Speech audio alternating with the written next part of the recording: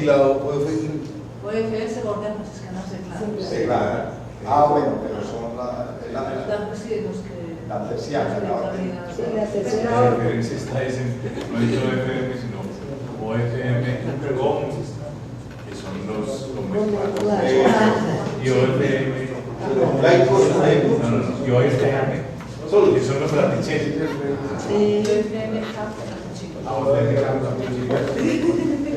Doctor Gonzalo, tenía la inquietud que había sido en el tema anterior, ver si en los textos marxistas hay alguna referencia concreta directa a Francisco. Alguna vez leí sobre, tal vez en el socialismo utópico, pero es más una referencia engelsiana de cuando se habla de ese socialismo, o sea, de aspirar a esa sociedad sin clases, en donde, ¿cierto?, el bienestar sea para todos, alguna referencia, entonces decía, pioneros como Francisco, o sea, aquellos que en la humanidad de alguna manera han sido, pero sí, es más la referencia de... Sí, pero que yo recuerde, a ver, en el Capital sí hay alusiones muy explícitas a los monasterios medievales como punto de referencia de la cultura en Occidente y muy bien valorados. O sea, Marx en el Capital habla elegante y noblemente de los monasterios cristianos, y no por el lugar, dijéramos que todos, ahora lo conversábamos extraclase, no por el lugar que hay que abonarle cuando las invasiones bárbaras y después mongoles y todo, pues obviamente los monasterios en sus bibliotecas conservaron esas grandes obras de la cultura, dijéramos, no solo occidental, sino oriental. No, habla de los monasterios como verdaderos, la expresión del Capital es algo así como vivarium. Vivario no es vivero, es como un semillero, como un investigación. Sí, como un centro de investigación, y los valora muy bien en el Capital.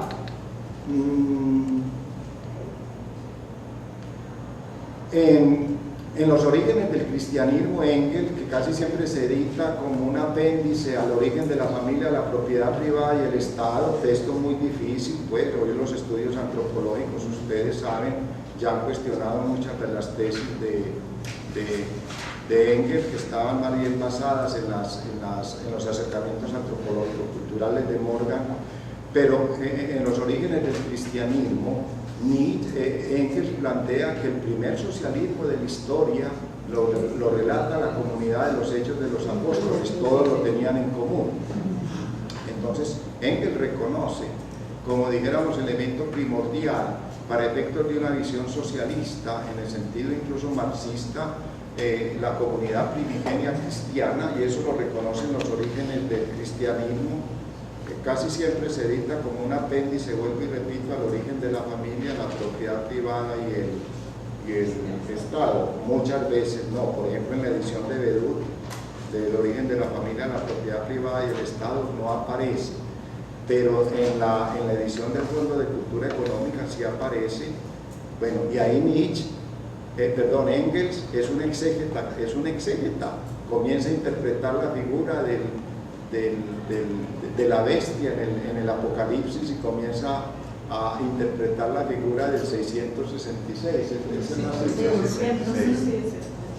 y hace exégesis con base en los exégetas que en ese momento él podía tener a su alcance, de modo que sí hay en Engels una referencia explícita al cristianismo narrado y de la comunidad primigenia. Los Hechos de los Apóstoles del todo lo tenían en común, como el cristianismo en su esencia es radicalmente socialista. Como el teólogo enmascarado.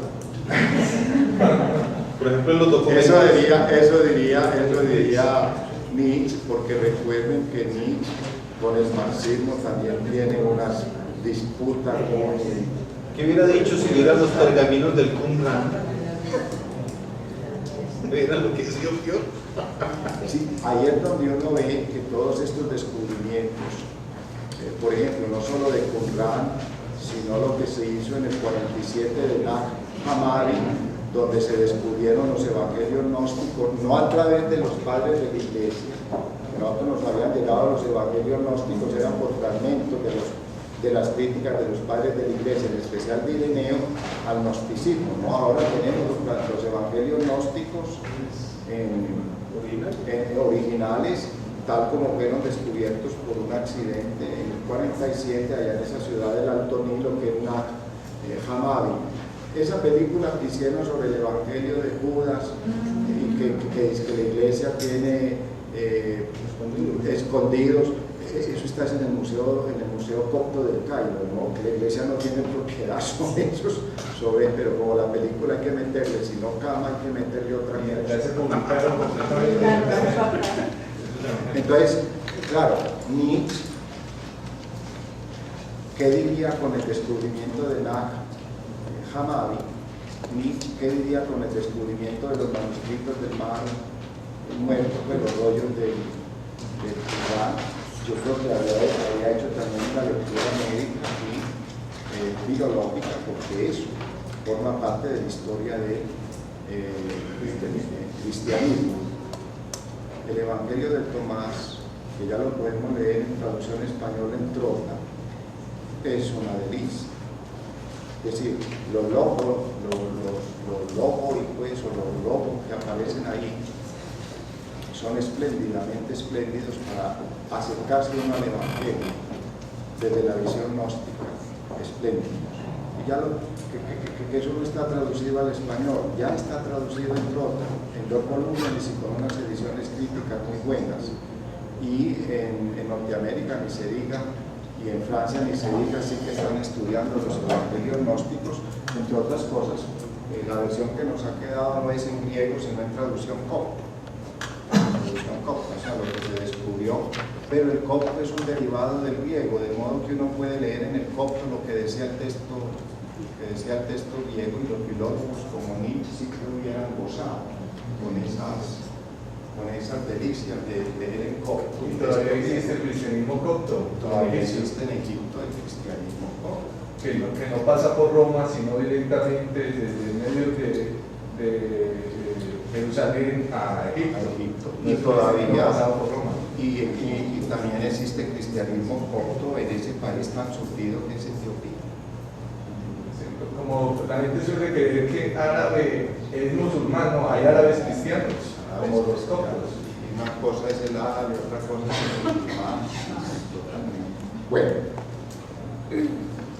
cuando en el anticristo entonces Nietzsche habla de idiotez para referirse a Cristo, no es idiota, es peculiar, es una figura peculiar, y tan peculiar es que el único cristiano que había lo mataron. Allá yo no sé si es un chiste o alguna cosa, que Dios ha muerto. Claro, lo mataron en la cruz, dirán. Que le quedan dudas. Si eso lo reconoce el anticristo, el único cristiano, verdaderamente cristiano, ya lo mataron. Entonces Dios ha muerto. Claro, el idiotez, el peculiar, está muerto. Pero pues eso sí es. Ese nihilista tiene que ver, por ejemplo, en otra época, en otro contexto, en otro nadaísmo, Fernando González, nihilismo es Nietzsche, Nietzsche reconoce un nihilismo negativo que es el cristianismo, la negación de la vida con todos los valores de la vida, la afirmación del ascetismo para negar a través del ascetismo la vida, y un nihilismo positivo que es el Incipit Zaratustra. O sea, Nietzsche ya no es metafísico, en ese sentido es nihilista. Nihilista en Nietzsche es lo otro de platonismo. Pero en Nietzsche, nihilismo tiene 2 sentidos. El nihilismo negativo, que es el platonismo, incluido el platonismo cristiano, que es la negación de la vida. Y el nihilismo que él llama creativo, que muriendo la metafísica afirma la vida sin el ser y los principios de causalidad y sus fundamentos. Por eso dice Nietzsche, a mí me importan para nada los orígenes. Recuerden esa distinción de Nietzsche entre origen y principio. A Nietzsche no le interesan los orígenes, los fundamentos. A Nietzsche le interesan los principios, es decir, lo que aquí llamábamos en términos biológicos las raíces. Vea, yo a veces pongo un ejemplo. A mí mi papá y mi mamá me originaron en Bolombolo, pero nací en Caldas. Si usted va a estudiar mi origen en Bolombolo, olvídese, nunca va a saber cuándo el espermatozoide penetró el óvulo de mi mamá. Esa es la metafísica. La metafísica intenta saber, dice, cuándo el espermatozoide de mi padre penetró en el óvulo de mi madre. No, usted puede hablar el de Gonzalo Soto, que tuvo sus principios en Caldas, Antioquia, independiente de los fundamentos. Ese es el nihilismo de Nietzsche. Ordenar la historia de la cultura, no desde sus fundamentos, que es lo que ha pretendido el platonismo, el cristianismo, sino desde los principios, las raíces. Entonces, ¿cuáles son las raíces del cristianismo? El platonismo de Platón. ¿Cuáles son las raíces del platonismo de Platón? El mundo de las ideas y el mundo de las cosas. Pero ¿cuál es el origen del platonismo? Usted nunca va a saber. Usted nunca va a saber. Usted nunca va a saber cuándo el espermatozoide platónico preñó el óvulo platónico para que diera origen al platonismo.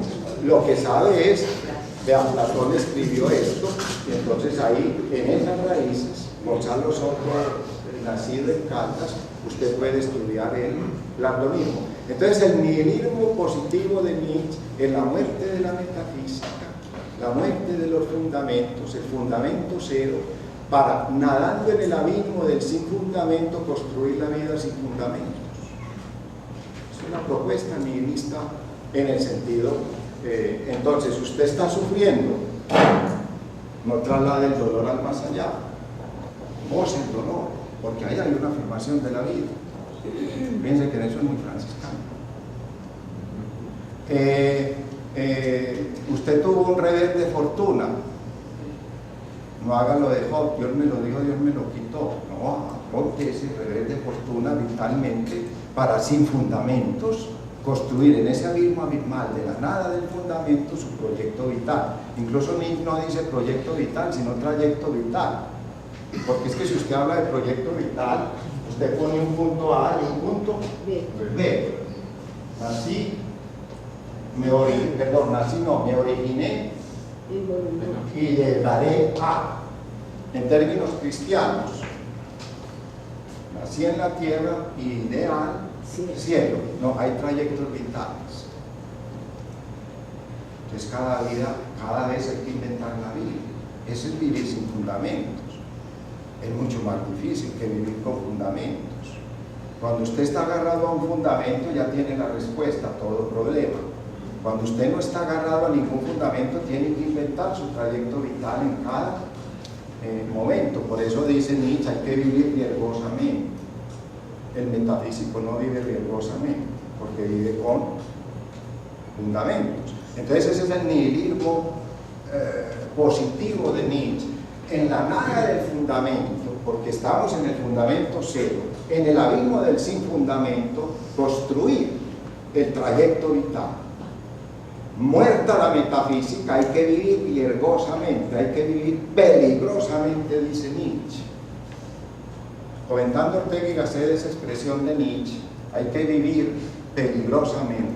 Al fin y al cabo, pues, perdonen, ustedes saben que nosotros siempre que nos acercamos a España, por obviamente esa historia tan horrible, etcétera, etcétera, pues hemos llegado también a esa conclusión, que es más fácil encontrar un torero en Alemania que un pensador en España. Vaya a saber.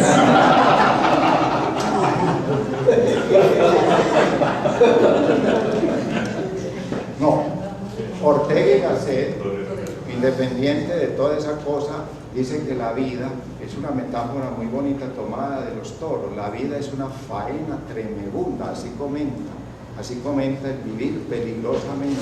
Es una faena tremenda, es una lidia tremenda. Me parece una afortunada expresión de Ortega, porque desde el vitalismo nihilista nietzscheano la vida es una faena tremenda.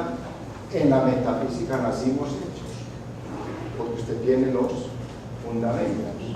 En el nihilismo nos hacemos.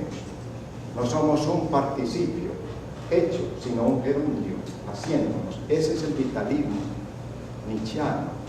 Es una vida en gerundio, no una vida en participio.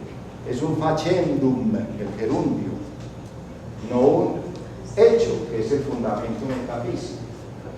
Cuando usted trabaja con fundamentos, no vive riesgosamente, pues estoy hablando de Nietzsche, no vive peligrosamente. La vida no es una faena tremenda, porque ya tiene todo desde el fundamento resuelto. Entonces tiene que nadar en la nada de la vida. Es muy complicado, nadar en la nada de ella, sin estar atado a un fundamento. Ese es el nihilismo de Nietzsche. Entonces nada tiene que ver con el nadaísmo. Obviamente que los nadaístas eran lectores Y sus posturas. de Nietzsche. Nada tiene que ver con las posturas. Pues Nietzsche no hubiera hecho ese acto simbólico de robarse una hostia para pisarla, ¿no? Inclusive, yo pienso que hay algo en lo que se ve, digamos, esa dimensión vitalista y la misma dimensión nihilista de Nietzsche en Francisco, y es en lo siguiente, casi que en el momento de su muerte dice: empecemos que nada hemos hecho. Oiga, pero no en ese sentido de perdí aquí la vida, sino todo lo contrario, es el vitalismo que hasta en el momento de su muerte está presente. Es un facendo. Exacto. Facendo. Faena tremenda. A mí me gusta esa expresión orteguiana, y con esto desmonte esa cosa de que en España no hay pensadores.